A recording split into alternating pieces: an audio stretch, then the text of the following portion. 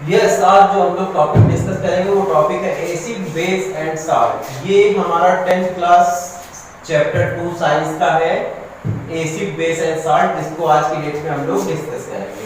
तो इससे पहले भी हम लोग क्लास 6, 7, 8 में, आप लोग सब लोग अच्छे से जानते हैं कि हम लोग acid base and salt class 6, 7, 8, 9 में भी पढ़ चुके हैं। तो आज जो 10th क्लास में दिया गया है एसिड बेस एंड साल्ट, इसमें क्या खास है? तो जो हमने पढ़ा है वो बिल्कुल सही पढ़ा हुआ है, वही सभी डिफिनेशंस हैं। बट क्या है, 10th क्लास में हम थोड़ा सा एसिड बेस एंड सॉल्ट की प्रॉपर्टीज पढ़ेंगे, थोड़ा सा एसिड बेस एंड सॉल्ट के बारे में ये समझेंगे कि केमिकली उसको हम कैसे उनके बीच का अंतर समझ सकते हैं कि एसिड में ऐसा क्या होता है जो बेस में नहीं होता, बेस में ऐसा क्या होता है जो एसिड में नहीं होता है ना। तो ये चीज हमको डिस्कस करनी पड़ेगी आज। केमिकली हमको पता चलना चाहिए कि एसिड कौन है और बेस कौन है ना। तो इससे पहले एसिड के बारे में हमने क्या पढ़ रखा है? सबसे पहली डिफिनेशन जो हम लोग 6, 7, 8, 9 में पढ़ते हैं, वो डिफिनेशन क्या होती है कि एसिड जो होता है वो खट्टा होता है। कई सारे एग्जांपल उसमें हम लोग खाने पीने की चीजें जो रहती है उनका एग्जांपल दे दिया जाता है 6, 7, 8 क्लास में, तो वो भी सही डिफिनेशन है, कुछ गड़बड़ नहीं है। बेस के बारे में हमको कैसे डिफाइन कराया जाता है? जो शुरुआत की क्लासें होती है उसमें बेस को हम लोग ऐसे डिफाइन करते हैं कि जो थोड़ा सा कड़वा होता है, बिटर टेस्ट जिसको बोलते हैं, वो होता है बेस। एंड ये साल्ट कौन सी बला है? तो ये तो रेगुलर हम लोग यूज कर रहे होते हैं साल्ट, तो नाम आप लोग अच्छे से जानते हैं ना, साल्ट हम लोग रेगुलर यूज करते हैं। तो ये साल्ट क्या होता है? एसिड एंड बेस से ये कैसा रिलेटेड है, क्यों इसको रखा गया इसके साथ में? बिकॉज जो इसका जो फॉर्मेशन है, कैसे ये बनता है, तो वो एसिड और बेस की रिएक्शन से ही साल्ट बनता है ना। तो अब हम सबसे पहले आते हैं एसिड पर और एसिड को समझते हैं एसिड क्या है। तो इसके लिए एग्जांपल लेंगे, हमारा HCl पहला एग्जांपल, और इसके साथ में H2SO4 भी ले सकते हैं, ये भी हमारा क्या है? एसिड है। एंड थोड़ा सा क्या है कि ये हमने एसिड को लिख लिया। इसके बाद में अब हम लिखेंगे बेस को, तो हमारा पहला NaOH बड़ा अच्छा सा बेस है। एंड कोई एक और बेस जल्दी से ले लेते हैं, तो MgOH का होल ट्वाइस, ये भी बेस का काम करेगा, बेस है। तो हमारा एसिड एंड बेस दोनों हमने एग्जांपल्स लिख लिए हैं। अब कैसे इसको हम डिफाइन करें, तो इसके लिए एक बड़ी अच्छी सी बात आपको समझाते हैं कि एसिड एंड बेस दोनों को ही हम एक ही पैटर्न से डिफाइन करेंगे कि अगर हम एसिड की रिएक्शन वाटर से कराएं, H2O से कराते हैं, तो हमको H+ आयन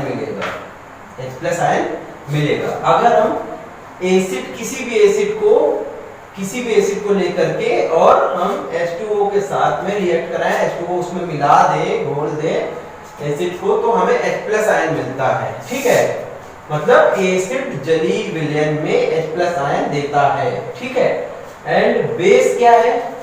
बेस क्या करता है? अब ये भी वाटर के साथ में ही रिएक्शन से इसको भी हम लोग डिफाइन करेंगे। तो जितने भी बेस होते हैं वो वाटर के साथ रिएक्शन करके OH आयन देते हैं। क्लियर? यस। H+ दे रहा है तो एसिड है, OH- दे रहा है तो बेस है। इसको अब लिख लेते हैं एक अच्छे से तरीके से कि ये हमारे हो गए एसिड, ये क्या हो गए? एसिड, ये क्या हो गए? बेस। तो अगर एसिड्स की रिएक्शन हम कराते हैं किससे? वाटर से, तो हमको क्या मिलेगा? H+ आयन मिलेगा। क्लियर?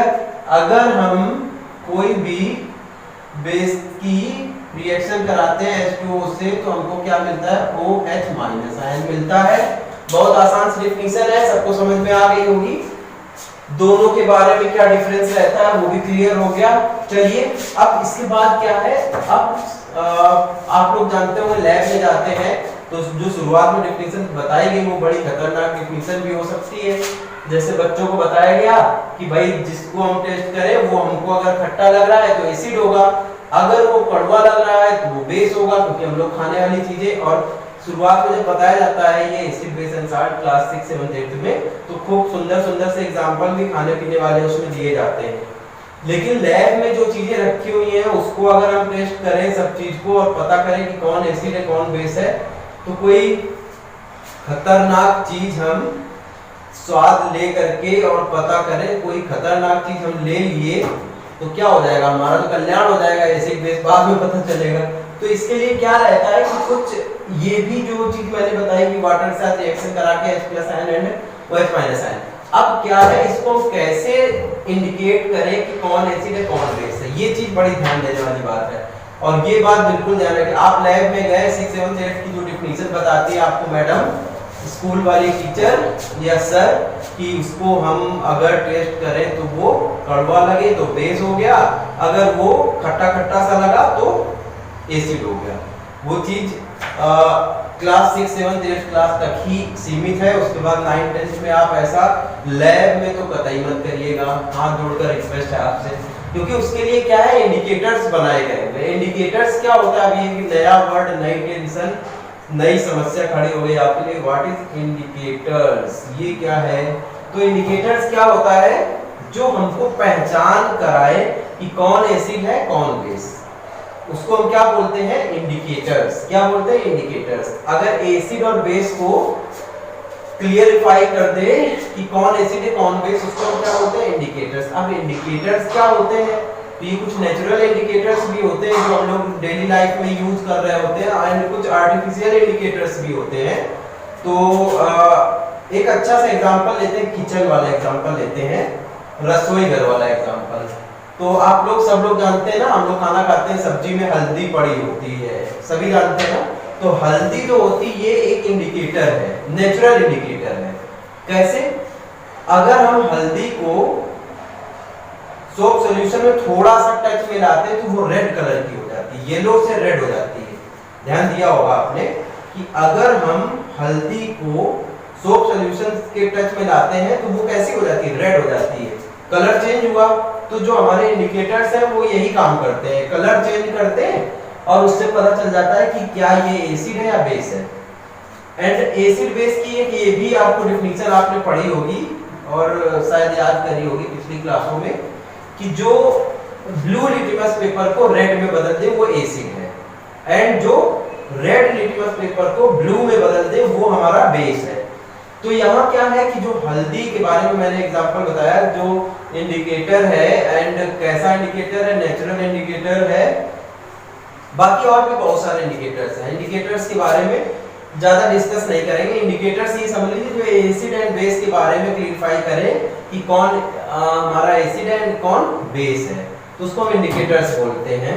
फिनोल्फथलीन भी है, जैसे फिनोल्फथलीन हो गया, एंड लिटमस पेपर भी हमारा इंडिकेटर है। तो हमने देखिए 3 इंडिकेटर्स बताए जो 10th क्लास के लिए बहुत सही है। नेचुरल में क्या आ गया, हल्दी बताया, एंड इसके अलावा क्या क्या बताया आपको, फिनोल्फथलीन बता दिया एंड लिटमस पेपर बता दिया। तो ये 3 बहुत हो गए थे। अब हम लोग आते हैं किस पर, एसिड पे आते हैं। सबसे पहले हम एसिड को समझते हैं। एसिड को समझ चुके हैं, अब हम एसिड की थोड़ी सी प्रॉपर्टीज देखेंगे। एसिड बेस तो समझ लिया ना, इतना बहुत है, इतना अगर आप डाइजेस्ट कर लेंगे तो बहुत अच्छी बात है, कुछ तो इतने में ही डाइजेशन उनका बिगड़ जाएगा। तो अभी हम क्या करते हैं कि एसिड बेस के, अब हम एसिड का कुछ प्रॉपर्टीज देखेंगे कि एसिड कैसे रिएक्शन करता है, कैसे क्या करता है। तो अब हम आगे चल रहे हैं। सपोज कि सबसे पहले हम क्या देखते हैं कि अभी मैंने बताया हुआ था कि एसिड बेस की रिएक्शन से साल्ट बनता है, बताया हुआ था, सभी को बताया हुआ था, है ना। तो अब हम आगे बढ़ेंगे, इसकी केमिकल प्रॉपर्टीज पर पढ़ेंगे। तो केमिकल प्रॉपर्टीज पे हम सबसे पहले क्या लेंगे कि हमारा एसिड रिएक्ट कर रहा है, एसिड रिएक्ट कर रहा है हमारा मेटल से। किससे कर रहा है, मेटल से। Acid react with metal, acid react कर रहा है मेटल से, तो क्या बनेगा, क्या बनेगा, सबसे पहले बनेगा साल्ट। क्या बनेगा, साल्ट बनेगा।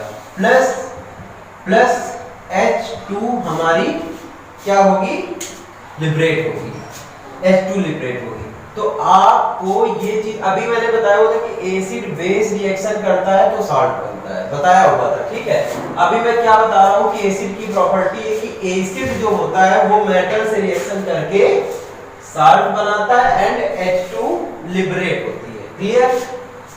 अब कैसे पता चलेगा कि H2 ही है, H2 ही है, हाइड्रोजन गैस ही बाहर निकली, ये कैसे पता चलेगा। तो इसके लिए भी ये मैंने इसलिए बोला आपको कि H2 निकलती है, H2 कैसे आप जानेंगे कि H2 निकलती है, ये चीज ध्यान रखिएगा क्योंकि ये पूछते हैं एग्जाम में, H2 के बारे में पूछते हैं कि H2 का टेस्ट क्या होता है, कैसे आप आइडेंटिफाई करें कि H2 गैस ही है, हाइड्रोजन गैस ही है। तो इसके लिए बहुत बढ़िया टेस्ट होता है, वो क्या है, इस पे पॉप साउंड आती है।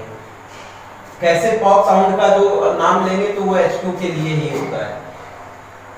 अभी उसको आगे समझाते हैं। अभी फिलहाल हम क्या करते हैं, अभी हमने ये बताया कि H2 लिबरेट होगी, अगर हम एसिड की रिएक्शन मेटल से कराते हैं तो H2 लिबरेट होगी एंड हमारा साल्ट बनेगा। चलिए ठीक है, अब इसमें हम कोई एक एग्जांपल ले लेते हैं। सपोज हमारा Zn है, क्या है Zn, मेटल ले लिया, प्लस हमने ले लिया HCl। अब मैं ये रिएक्शन ऊपर वाली जो है उसको पूरा करा रहा हूं। अब इसके बाद हमारा क्या बनेगा, ZnCl बन जाएगा। क्या बनेगा, ZnCl बन गया, प्लस H2 निकल गई। अब H2 तो यहाँ पे बैलेंस करने के लिए करना पड़ेगा एंड Zn यहाँ पर ZnCl2 बनेगा। ठीक है, ZnCl2 सॉरी ZnCl नहीं ZnCl2। अब ये रिएक्शन हमारी पूरी बैलेंस है। ठीक, क्लियर।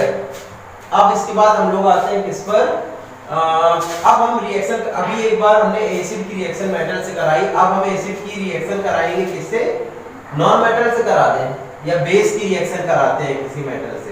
चलिए बेस की रिएक्शन हम कराते हैं। बेस जब भी रिएक्शन करता है किससे, मेटल से, तो क्या बनाता है, बेस हमारा रिएक्शन कर रहा है मेटल से। अब बेस जब रिएक्शन करेगा मेटल से तो भी आप ये ध्यान रखिएगा कि H2 हमारी लिबरेट होगी ही, H2 हमारी लिबरेट होगी ही, ये चीज ध्यान रखिएगा, ये चीज आपको। एंड यहाँ पर एक कोई सॉल्ट भी बनेगा, श्योर सॉल्ट बनेगा। क्या बनेगा, सॉल्ट भी बनेगा। अब एग्जाम्पल ले लेते हैं कोई, अच्छे से समझने के लिए एक एग्जाम्पल लेते हैं। सपोज कि हमारा बेस लेना है, चलिए बेस लेते हैं। बेस में क्या है, NaOH बेस हमने ले लिया, NaOH बेस लिया एंड अब हम बेस की रिएक्शन करा दिए किससे, मेटल से करा दिए। ठीक है, तो जब हम बेस की रिएक्शन मेटल से कराए तो हमारा सबसे पहला काम तो है H2 लिख दें, H2 हमारा निकलना ही निकलना है। अब जो यहाँ पर बनेगा वो क्या बनेगा, वो अब इस रिएक्शन के लिए स्पेशली Na जो है वो Zn के साथ में जुड़ेगा और क्या बनाएगा, सोडियम जिंकेट। क्या बनाएगा, नाम याद रखिएगा, क्या बनाएगा, सोडियम जिंकेट। क्या बनाएगा, सोडियम जिंकेट। ठीक है, ये बनाएगा सोडियम जिंकेट।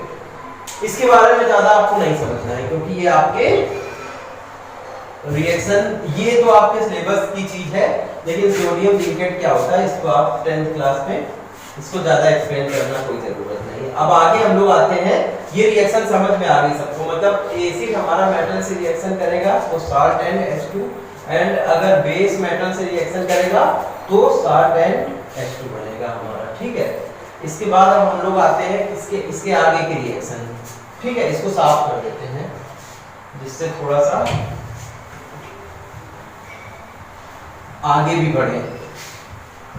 इतनी चीज सबको क्लियर हो गई होगी, कोई डाउट रहेगा तो आगे की क्लास में आप पूछ सकते हैं। ऐसा नहीं है कि मैंने बता दिया क्लियर और आपको अभी नहीं क्लियर हुई होगी तो भी आप कहते हैं हाँ क्लियर है। तो अभी हम क्या करते हैं, अब हम मैंने दो रिएक्शन आपको बता दी, दो टाइप की रिएक्शन बता दी। एक हमने बताई बेस की मेटल्स के साथ में रिएक्शन, एक मैंने बताई एसिड की मेटल्स के साथ में रिएक्शन। अब हम क्या बताएंगे, अब हम बताएंगे रिएक्शन एसिड की, क्या है, एसिड से रिएक्शन करेंगे, किससे करेंगे, मेटल कार्बोनेट से। किससे, ये इंपॉर्टेंट रिएक्शन है, आप बिल्कुल याद कर लीजिएगा। किससे करेंगे, मेटल कार्बोनेट,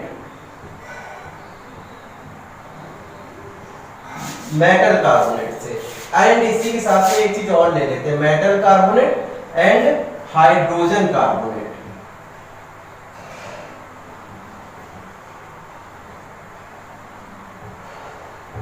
हाइड्रोजन कार्बोनेट, दोनों के साथ की रिएक्शन एक साथ लेंगे, ठीक है। एसिड मेटल कार्बन, अभी आप ध्यान रखिएगा कि जो हम लोग केमिकल प्रॉपर्टीज पढ़ रहे हैं उसमें हमने क्या क्या पढ़ा कि acid react with metal and base react with metal, ये दो चीज हम पढ़ चुके हैं। तीसरी चीज पे आ रहे हैं acid react with metal carbonate and acid react with hydrogen carbonate.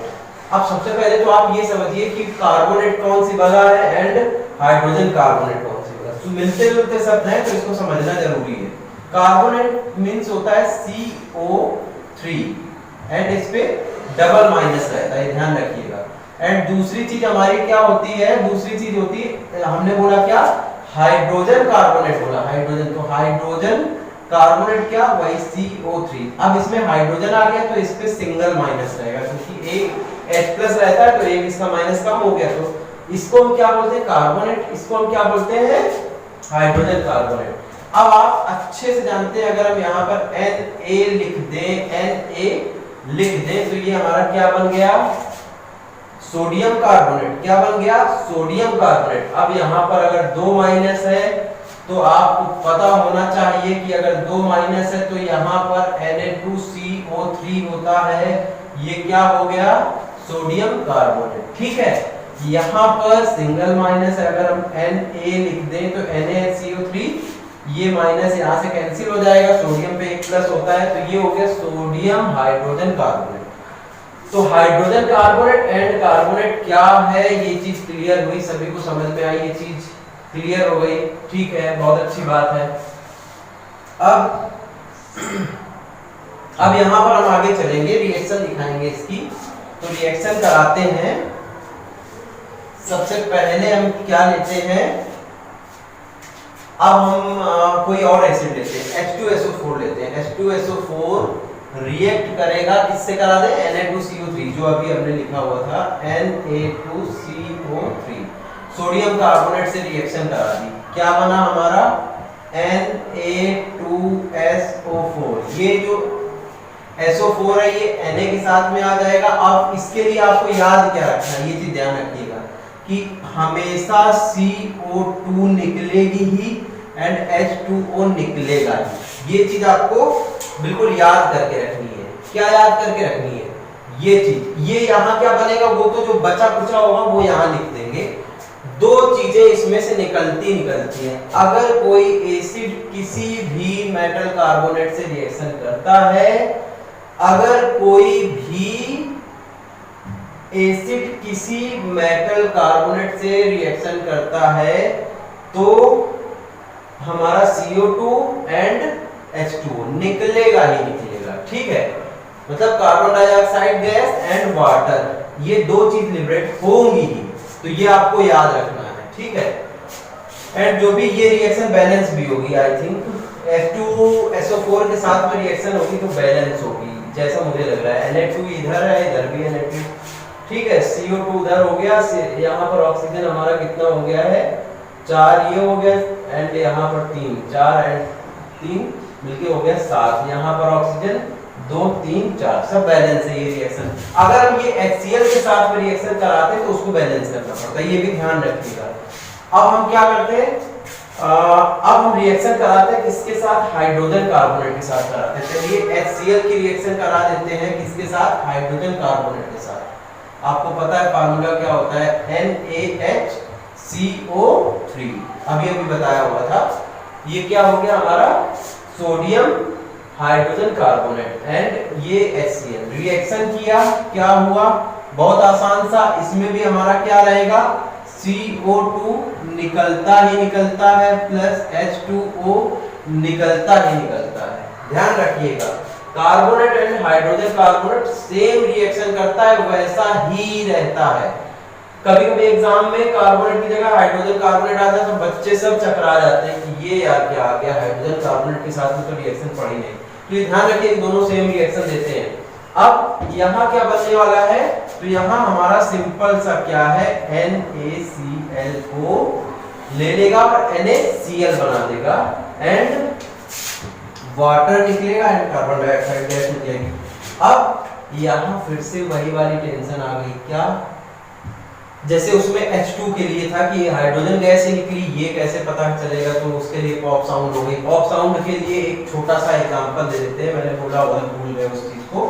Pop sound क्या रहता है, जैसे मैंने रिएक्शन कराई थी, Zn की रिएक्शन कराई थी, किसके साथ में कराई थी, Zn की रिएक्शन मैंने किसके साथ में कराई थी, HCl के साथ में कराई थी। किसके साथ में कराई थी, HCl के साथ में कराई थी। एंड Zn की रिएक्शन हमने कराई थी किसके साथ में, NaOH के साथ में भी कराई थी, ठीक है। तो अभी हम क्या करते हैं, HCl के साथ में जब इसको मिक्स करेंगे, Zn को HCl के साथ में, और इसको हम एक टेस्ट ट्यूब में कराएं, टेस्ट ट्यूब में इसको हम कराएं, तो इससे जो गैस निकलेगी, इससे जो गैस निकलेगी वो हाइड्रोजन गैस होगी। इसको एक सॉल्ट सॉल्यूशन में अगर हम साबुन का जो पानी होगा उसमें अगर हम इस गैस को इकट्ठा कर लेंगे यहाँ से, तो हम कार्क लगा देंगे, कार्क लगा के बंद कर देंगे, तो यहाँ से जो टेस्ट ट्यूब से निकल के जाएगी, ये जो भी गैस निकल के जाएगी वो हाइड्रोजन गैस होगी। तो यहाँ हमने इसलिए बोला कि सोप सॉल्यूशन में इसको इकट्ठा करेंगे, क्योंकि गैस है, अगर हम ऐसे नहीं ले जाएंगे तो तोड़ जाएगी, हमको दिखेगी भी नहीं, पता नहीं चलेगा। यहाँ क्या है कि अगर हम Zn की रिएक्शन HCl से कराते हैं किसी टेस्ट ट्यूब में, और उसको ऊपर से आग से बंद करके रखा हुआ है, ऊपर से कार्क लगा हुआ है, तो ये जो गैस यहाँ से लिबरेट होगी वो गैस जा करके सोप सॉल्यूशन में इकट्ठी होगी और उससे बुलबुले बनेंगे। क्या बनेंगे, बबल्स बनेंगे। वो बबल्स ऊपर आएंगे एंड हम क्या करें, थोड़ा सा कुछ माचिस की तीली जलती हुई ले करके जाएंगे पास में, तो एक साउंड आएगी। वो साउंड कैसे होगी, पॉप साउंड होगी। आवाज कैसे आएगी, पॉप, ऐसी आवाज आएगी। तो इस वाले टेस्ट को स्पेशली हाइड्रोजन के लिए टेस्ट बोला जाता है, जिसको पॉप साउंड बोलते हैं। बहुत इंपॉर्टेंट टेस्ट है, आप 10th क्लास में आ भी सकता है, आप इसको लिख के रख लीजिए। हाइड्रोजन जो है उसकी पहचान क्या होती है, हाइड्रोजन अगर आग के संपर्क में वो गैस आती तो पॉप साउंड करके जलती है। ध्यान रखिएगा इसको, ये मिस हो रहा था, अभी मैंने बताया था, शुरुआत में छूट गया था, तो अभी इसको बता दिया। क्या करते हैं, एक टेस्ट ट्यूब में लेकर के जिंक या जो भी, कभी भी अगर हाइड्रोजन गैस बन रही है, तो अगर वो कभी भी आग के संपर्क में आएगी तो पॉप का साउंड देती है, ठीक है। अब हम अपने टॉपिक पे आते हैं जो चल रहा था। यहाँ पर CO2 गैस निकलेगी, और हमें कैसे पता चला ये CO2 गैस है, भी ध्यान रखिएगा, इसको हम इसलिए एक्सप्लेन कर रहे हैं, जैसे वहां पॉप साउंड को एक्सप्लेन किया, मिस हो रहा था, फिर याद आया तो उसको मैंने बताया। यहाँ पर क्या है, CO2 जो गैस है, कार्बन डाइऑक्साइड गैस, इसको कैसे पहचानेंगे, दोनों के लिखने को आते हैं टेस्ट, दोनों के टेस्ट लिखने को आते हैं, पॉप साउंड का भी, हाइड्रोजन का टेस्ट कैसे पता चलेगा, और ये इससे पहले भी क्लास में है। एंड CO2 का कैसे पता चलेगा, दोनों का आप समझ लीजिए। CO2 का क्या रहता है, CO2 का बहुत आसान सा टेस्ट है, आप सब लोग जानते हैं CaO क्या होता है, calcium oxide. Calcium oxide react with water करते हैं तो कैल्शियम हाइड्रोक्साइड बनता है ना। तो जो उसमें कैल्शियम हाइड्रोक्साइड बनता है CaOH का होल ट्वाइस, इसको हम क्या बोलते हैं, इसको बोलते हैं चूने का पानी। क्या बोलते हैं, चूने का पानी, ठीक है। तो CaOH का होल ट्वाइस, ये क्या है, ये है जो हमारा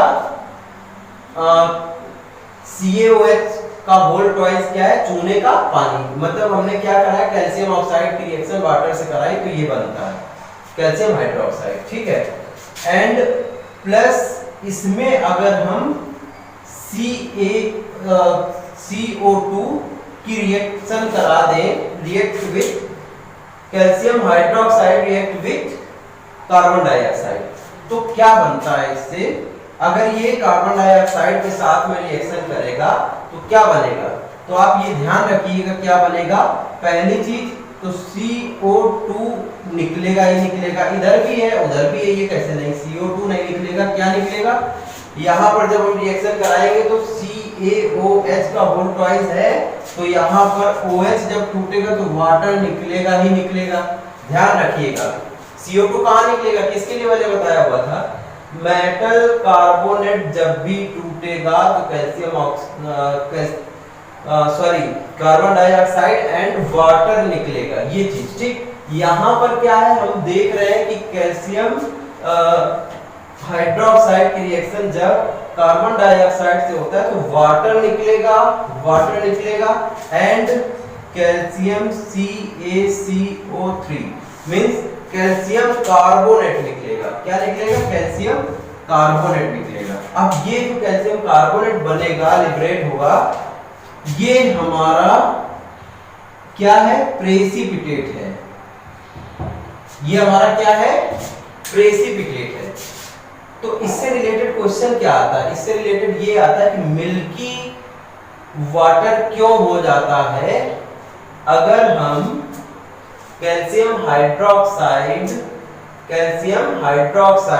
को कार्बन डाइऑक्साइड के साथ रिएक्शन कराते हैं, या कैल्शियम हाइड्रोक्साइड सॉल्यूशन में, कैल्शियम हाइड्रोक्साइड सॉल्यूशन समझे ना, कैल्शियम ऑक्साइड है, उसका पानी के साथ मिला करके सॉल्यूशन बनाया और उसको हम ले करके चूने का पानी जिसको बोलते हैं, उसको ले करके अगर हम उसमें कार्बन डाइऑक्साइड गैस को रिएक्शन कराते हैं या उसमें प्रवेश कराते हैं, तो क्या है वहां से क्या होता है?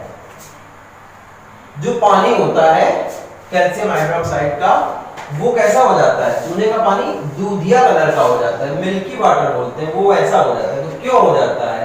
क्योंकि कैल्शियम कार्बोनेट बनता है एंड वो डिसॉल्व नहीं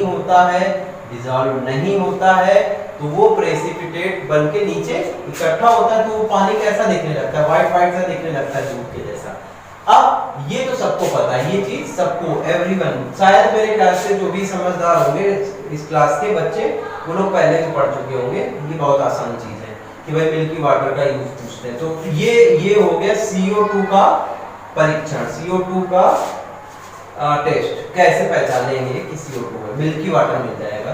तो ये हमारा CO2 इंडिकेट कर रहा है कि यहाँ पर CO2 था। अब साथ में एक चीज और समझने वाली है, एक क्वेश्चन और पूछ देते हैं 10th क्लास में ही, क्या?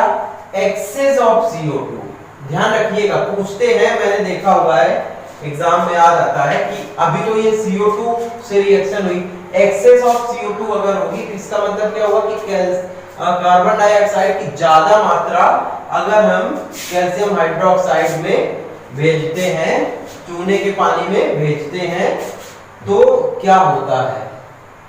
कभी कभी तो ये ऐसे पूछते क्या होता है, एंड कभी कभी क्या पूछते हैं कि अगर हम कैल्शियम हाइड्रोक्साइड में कार्बन डाइऑक्साइड गैस को फ्लो कराते हैं तो हमको मिल्की वाटर मिलता है, एंड और ज्यादा अगर फ्लो कराते हैं तो वो मिल्की वाटर जो होता है वो फिर मिल्की नहीं रहता है, कैसा हो जाता है? उसका जो व्हाइट कलर प्रेसिपिटेट बन के बैठ रहा था वो नहीं होगा, वो धीरे धीरे करके उसका क्या हो जाता है? रिड्यूस हो जाता है, कम होता चला जाता है।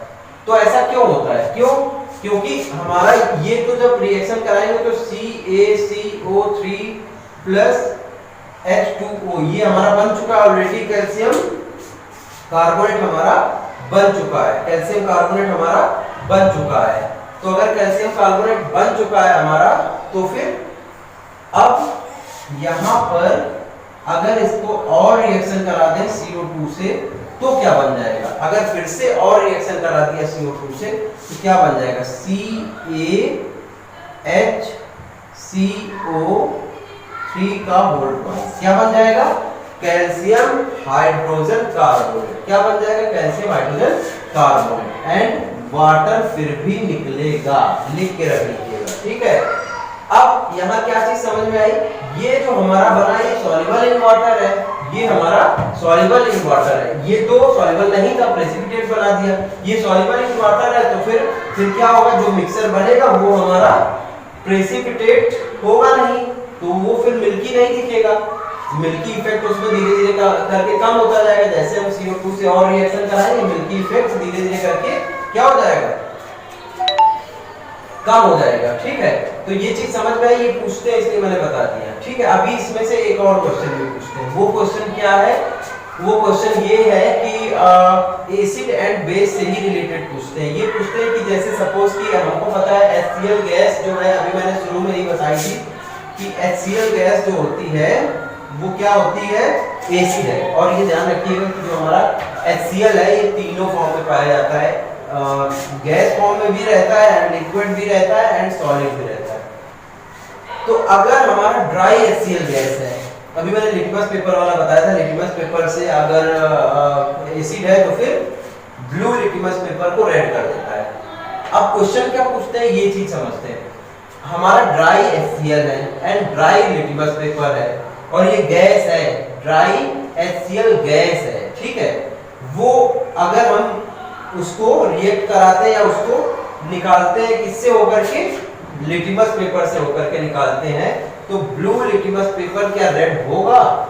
ऐसा क्वेश्चन पूछते हैं कि ब्लू लिटमस पेपर रेड होगा क्या अगर हम dry hydrochloric hydrogen chloride gas, ये गैस है, ठीक है, हाइड्रोक्लोरिक एसिड लिक्विड में नहीं है, ये फिलहाल अभी गैस है और ये कैसी ड्राई है, बिल्कुल भी मॉइस्चर नहीं है। तो ये हमारी गैस जो है ये जा करके ब्लू लिटमस पेपर से जब हो करके निकलेगी तो क्या ब्लू लिटमस पेपर रेड होगा? इसका आंसर बच्चे लिख के आते हैं यस होगा। क्यों? क्योंकि वो देखते हैं कि ये तो हमारा एसिड है, ब्लू लिटमस पेपर को रेड कर देगा और उसको सॉरी वो पूरा ऐसे क्रॉस करके टीचर उसको 0 लगाता है। क्यों? क्योंकि ड्राई HCl है, ड्राई HCl कभी नहीं होगा रेड। क्यों? क्योंकि हमने पढ़ा हुआ है कि जो हमारा एसिड हो या बेस हो, अगर वो सॉल्यूशन बना रहा है वाटर के साथ में रिएक्शन, थोड़ा सा भी मॉइस्चर होता तो वो ब्लू लिटमस पेपर को रेड करेगा। या अगर बेस होगा और वो जरा सा भी मॉइस्चर के कांटेक्ट में नहीं है, ड्राई है टोटली, तो वो भी फिर रेड लिटमस पेपर को ब्लू में नहीं कर पाएगा। ये चीज बिल्कुल ध्यान देने वाली है। बच्चे उल्टा लिख के आते हैं क्योंकि उनको ये चीज पता नहीं होती। मैंने इसको समझा दिया, आप अच्छे समझिएगा। बच्चों को फंसाने के लिए ऐसे क्वेश्चन रखे जाते हैं कि जो HCl गैस है, dry HCl gas litmus paper से रिएक्शन करेगी, ब्लू लिटमस पेपर क्या रेड होगा? 80% 90% बच्चा लिख के आता है यस और गलत आंसर होता है। तो ये बात समझ में आ गई, क्लियर हुआ ये चीज। फिर हटाते हैं इसको। ये अब देखिए 3 चीजें क्लियर हो गई होंगी आपको। एसिड एंड बेस जो भी है, एसिड एंड बेस उसकी रिएक्शन किसके साथ में? मेटल के साथ में। एसिड एंड बेस दोनों की रिएक्शन मैंने बता दी, बेस के साथ में भी बता दिया एंड इसके साथ में अभी हमने बताया मेटल कार्बोनेट के साथ में रिएक्शन एंड जो भी हमारा हाइड्रोजन कार्बोनेट के साथ में रिएक्शन बता दिया, ठीक है। अब हमको एसिड एंड बेस के बारे में काफी कुछ बता दिया। इसके बाद में अब सॉल्ट पे आते हैं। सॉल्ट पे आते हैं और सॉल्ट के बारे में थोड़ा सा ये समझ लीजिए। मैंने ये बताया था कि एसिड रिएक्ट विद बेस तो सॉल्ट बनता है। अब एसिड और बेस की रिएक्शन से सॉल्ट बनता है, ये चीज सबको पता है, पहले से पढ़ते आ रहे हैं। एक रिएक्शन के थ्रू इसको समझाएंगे। H2SO4 रिएक्ट विद NaOH, ये हमारा हो गया एसिड, ये हमारा हो गया बेस एंड बना क्या? Na2SO4 प्लस वाटर जरूर निकलेगा, ध्यान रखिएगा, वाटर जरूर लिबरेट होगा, क्लियर, ध्यान रखिएगा। जितनी चीजें मैंने बताई, जैसे उसमें मैंने बताया कि एसिड रिएक्ट विद मेटल तो H2 गैस निकलेगी, बताइए ना, श्योर। तो ऐसे जहां जहां पे मैं बता रहा हूँ क्या लिबरेट होगा उसको आप पहले लिखेंगे, फिर जो भी बचे वो निकालिए एंड उसको रिएक्शन बैलेंस करिए। अभी ये रिएक्शन बैलेंस है या नहीं है ये आप लोग समझिएगा। रिएक्शन बैलेंस करना बता नहीं रहे, वो आप अपने मन से कर लेंगे, है ना। तो अभी फिलहाल क्या है कि मैं ये बता रहा हूँ कि एसिड रिएक्ट विद बेस तो हमको सॉल्ट मिलेगा एंड वाटर जरूर निकलेगा, लिख के रख लीजिए, ठीक है। अब एसिड तो कई टाइप के होते हैं, बेस भी कई टाइप के होते हैं, तो किसी भी एसिड को किसी भी बेस से रिएक्शन करा देंगे सॉल्ट मिलेगा, ठीक है, मिलेगा, पक्की बात है, श्योर, क्योंकि डेफिनेशन बता रही है सॉल्ट की कि react with acid and base. तो अब क्या है, अगर हम स्ट्रॉन्ग एसिड ले रहे हैं एंड स्ट्रॉन्ग बेस ले रहे हैं, ध्यान रखिएगा, स्ट्रॉन्ग एसिड के साथ में स्ट्रॉन्ग बेस ले रहे हैं, तो क्या मिलेगा हमको? क्या मिलेगा? कैसा मिलेगा? न्यूट्रल सॉल्ट मिलेगा। सॉल्ट तो मिलेगा ही, लेकिन वो सॉल्ट की क्वालिटी क्या होगी? न्यूट्रल होगा। क्या होगा? न्यूट्रल सॉल्ट होगा, ठीक है, ध्यान रखिएगा। अब इसके बाद क्या है, अगर हम ले रहे हैं क्या स्ट्रॉन्ग एसिड ले रहे हैं एंड साथ में वीक बेस ले रहे हैं, क्या ले रहे हैं? वीक बेस ले रहे हैं, तो अब स्ट्रॉन्ग एसिड ले लिया तो एसिड तो H प्लस आयन देता है, बहुत सारे दे देगा H plus ion, strong acid है। बेस क्या है हमारा वीक है, OH आयन कम होंगे हमारे पास, तो H प्लस आयन बचेंगे। जब H प्लस आयन बचेंगे तो सीधी सी बात है कि जब H प्लस आयन बच रहे हैं तो हमारा एसिड कैरेक्टर या एसिडिक बनेगा क्या, साल्ट। कैसा बनेगा, एसिडिक साल्ट बनेगा, एसिडिक साल्ट। ठीक है, क्यों, क्योंकि हमारा एसिड H प्लस आयन बच जाएगा। ठीक, इसके बाद में क्या है, अगर हमने लिया क्या, वीक एसिड ले लिया एंड स्ट्रॉन्ग बेस ले लिया, अब इसका जस्ट अपोजिट हो जाना है, इसका जस्ट अपोजिट हो जाना है। यहाँ पर क्या था कि भाई हमारा H प्लस आयन बचेगा क्योंकि स्ट्रॉन्ग था, तो एसिडिक साल्ट बन गया। यहाँ क्या है, बेसिक साल्ट बनेगा। क्या बनेगा, कैसा बन जाएगा हमारा, बेसिक साल्ट बन जाएगा। क्यों, क्योंकि हमारा जो बेस था वो क्या था, हमारा स्ट्रॉन्ग बेस था एंड वीक एसिड था, तो एसिड H प्लस कम पड़ जाएगा, OH माइनस बचेगा। अभी इसको एक ऐसे समझ लो तो अब ज्यादा समझ में आएगा। देखिए मेरी बात सुनिए, स्ट्रॉन्ग एसिड है सपोज 10 हमारा H प्लस निकला, क्लियर, एंड वीक बेस है। एग्जांपल को समझिए तो ये चीज पूरी क्लियर समझ में आ जाएगी। ठीक है, हमारा 10 H प्लस आयन था एंड 5 OH माइनस आयन था, मतलब हमारा जो एसिड था वो स्ट्रॉन्ग था तो H प्लस आयन ज्यादा मिले, बेस हमारा वीक था। अब आप बताइए क्या दोनों एक दूसरे को जब न्यूट्रल करेंगे तो 5 OH माइनस है तो 5 H प्लस को न्यूट्रल कर देंगे, बचेंगे कौन, H प्लस बचेगा, कितना बचेगा, 5 बच जाएगा। तो यार सिंपल सी बात है कि हमारा एसिडिक सॉल्ट बनेगा। एंड इसका जस्ट अपोजिट, अगर हम 10OH माइनस ले रहे हैं या 5 हम H प्लस ले रहे हैं, 5 H प्लस ले रहे हैं एंड प्लस 10OH माइनस ले रहे हैं। अब हमारा H प्लस कितना है, 5 है एंड OH माइनस कितना है, 10 है, तो अब हमारा बेस बचेगा। क्यों, 5 H प्लस है, 5 OH माइनस को कैंसिल करेगा, 5 OH माइनस बच जाएगा, तो हमारा जो बनेगा साल्ट वो कैसा होगा, बेसिक होगा। कैसा होगा, बेसिक साल्ट होगा। ठीक है, तो अभी इतना ही रखते हैं आज की डेट में।